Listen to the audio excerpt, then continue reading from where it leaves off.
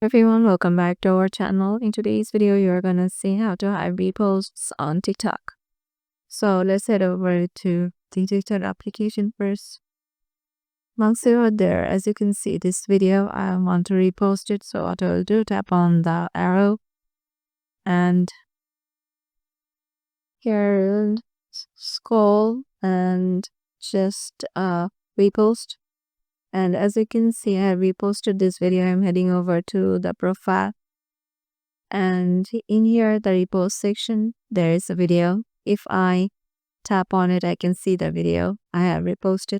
So if I want to move it to a secure folder, what I can do is just to tap on it and tap on the repost icon. And here there is the option of